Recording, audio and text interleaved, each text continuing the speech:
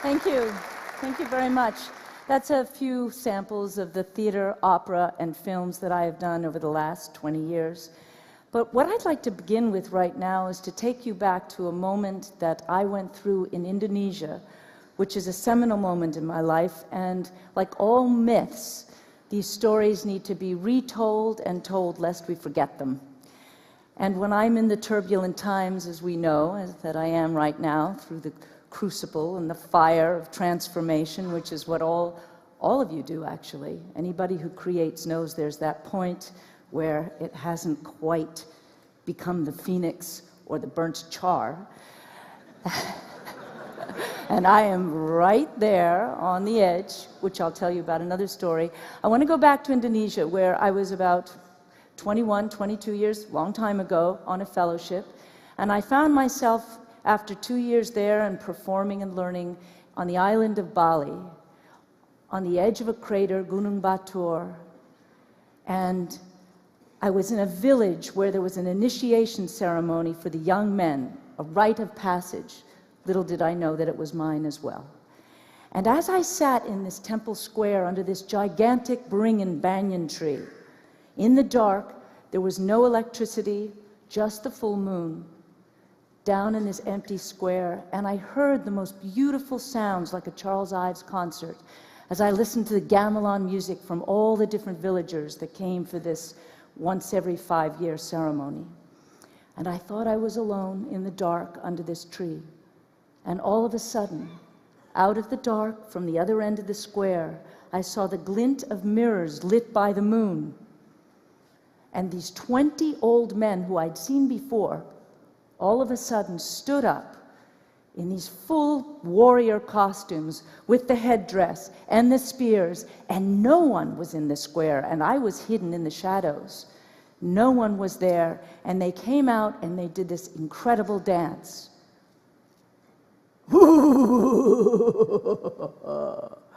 And they moved their bodies, and they came forward, and the lights bounced off these costumes. And I've been in theater since I was 11 years old, and performing, creating, and I went, who are they performing for? With these elaborate costumes, these extraordinary headdresses. And I realized that they were performing for God, whatever that means. But somehow, it didn't matter about the publicity. There was no money involved. It wasn't going to be written down. It was no news. And there were these incredible artists that felt for me like an eternity as they performed. The next moment, as soon as they finished and disappeared into the shadows, a young man with a propane lantern came on, hung it up on a tree, set up a curtain. The village square was filled with hundreds of people, and they put on an opera all night long. Human beings needed the light. They needed the light to see. So what I gained and gathered from this incredible seminal moment in my life as a young artist was that you must be true to what you believe as an artist all the way through, but you also have to be aware that the audience is out there in our lives at this time, and they also need the light. And it's this incredible balance that I think that we walk when we are creating something that is breaking ground, that's trying to do something you've never seen before, that are the imaginary worlds, where you actually don't know where you're going to end up. That's the fine line on the edge of a crater that I have walked my whole life. What I would like to do now is to tell you a little bit about how I work. Let's take The Lion King. You saw many examples of my work up there, but it's one that people know. I start with the notion of the ideograph. An ideograph is like a brush painting, a Japanese brush painting. 3 strokes, you get the whole bamboo forest. I go to the concept of The Lion King and I say, what is the essence of it? What is the abstraction? If I were to reduce this entire story into one image, what would it be? The circle. The circle, it's so obvious. The circle of life, the circle of Mufasa's mask, the circle that when we come to Act 2 and there's a drought, how do you express drought? It's a circle of silk on the floor that disappears into the hole in the stage floor. The circle of life comes in the wheels of the gazelles that leap. And you see the mechanics. And being a theater person, what I know and love about the theater is that when the audience comes in and they suspend their disbelief, when you see men walking or women walking with a platter of grass on their heads, you know it's the savannah. You don't question that. I love the apparent truth of theater. I love that people are willing to fill in the blanks. The audience is willing to say, oh, I know that's not a real sun. You took pieces of sticks, you added silk to the bottom, you suspended these pieces, you let it fall flat on the floor, and as it rises with the strings, I see that it's a sun. But the beauty of it is that it's just silk and sticks. And in a way, that is what makes it spiritual. That's what moves you. It's not the actual literal sunrise that's coming. It's the art of it. So in the theater, it's as much as the story is critical and the book and the language, the telling of the story, how it's told, the mechanics, the methods that you use is equal to the story itself. And I'm one who loves high tech and low tech. So I could go from, for instance, I'll show you some Spider-Man later, these incredible machines that move people along. But the fact is, without the dancer who knows how to use his body and swing on those wires, it's nothing. So now I'm going to show you some clips from the other big project of my life this year, The Tempest. It's a movie. I did The Tempest on the stage 3 times in the theater since 1984, 86, and I love the play. I did it always with a male Prospero, and all of a sudden I thought, well, who am I going to get to play Prospero? Why not Helen Mirren? She's a great actor, why not? And this material really did work for a woman equally as well. So now let's take a look at some of the images from The Tempest.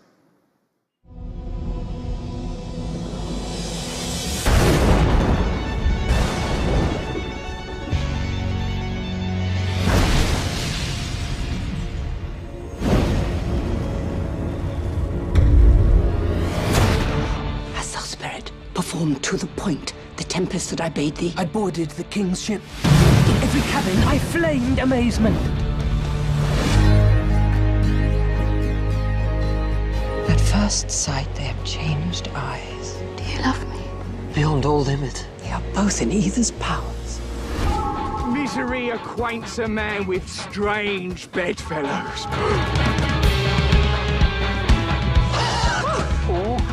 Looking for business, Governor? Hast thou not dropped from heaven? Out of the moon, I do assure thee. This island is mine! With this, be sure tonight thou shalt have cramps. Here lies your brother, no better than the earth he lies upon. Draw thy sword, and I, the king, shall love thee. I will plague them all, even to roaring. I have made you mad.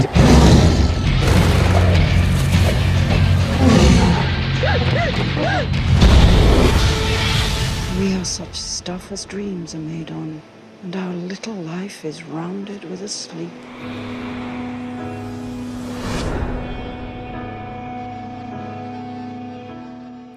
Okay.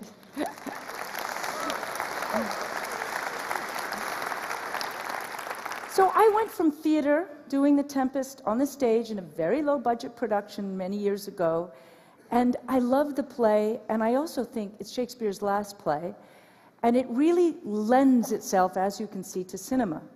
But I'm just going to give you a little example about how one stages it in theater, and then how one takes that same idea or story and moves it into cinema.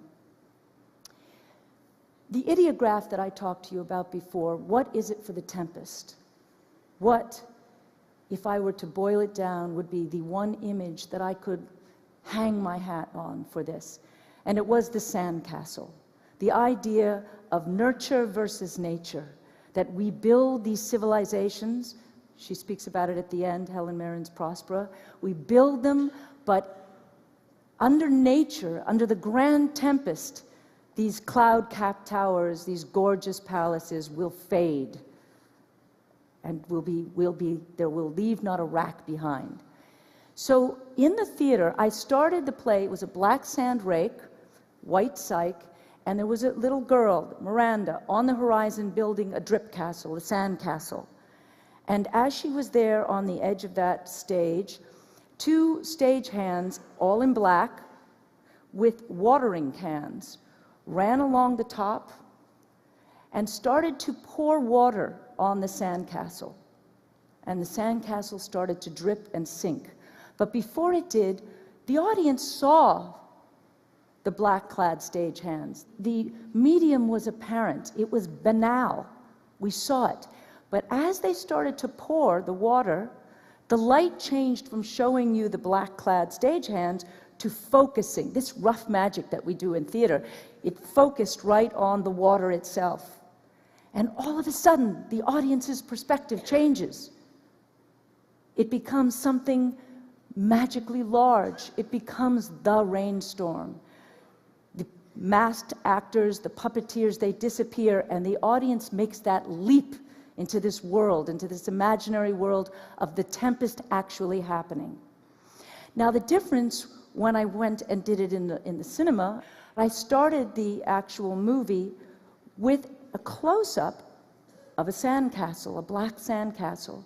And what cinema can do is, by using camera perspective and also long shots and close-ups, it started on a close-up of the sandcastle, and as it pulled away, you saw that it was a miniature sitting in the palm of the girl's hands. And so I could play with the medium. And why I moved from one medium to another is to be able to do this. Now I'm going to take you to Spider-Man.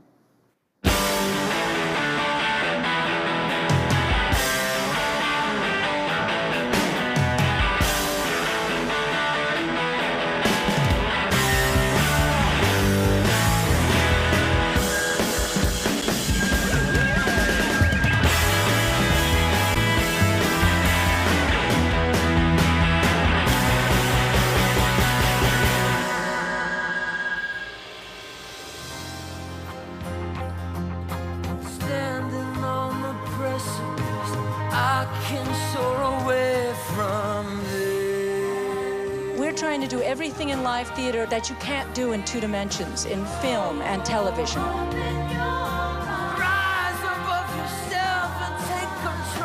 We're looking at New York from a Spider-Man point of view.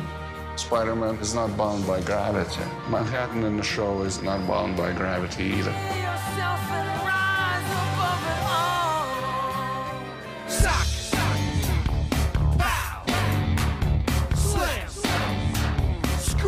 I don't want you to even think there's a choreographer.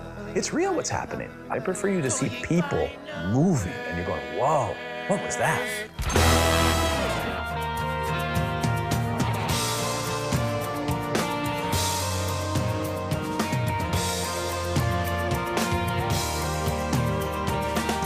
If I give enough movement in the sculpture and the actor moves their head, you feel like it's alive. It's really comic book live. It's a comic book coming alive.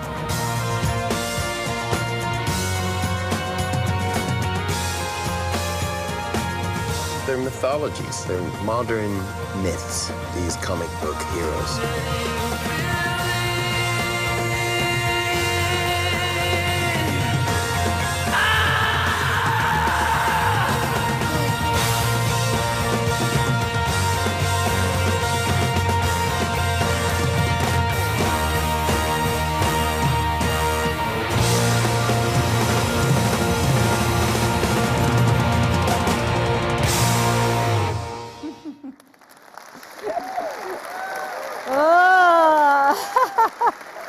What was that? Circus, rock and roll, drama, what the hell are we doing up there on that stage? Well, one last story, very quickly. After I was in that village, I crossed the lake and I saw that the volcano was erupting on the other side, Gunung Batur, and there was a dead volcano next to the live volcano. I didn't think I'd be swallowed by the volcano, and I am here.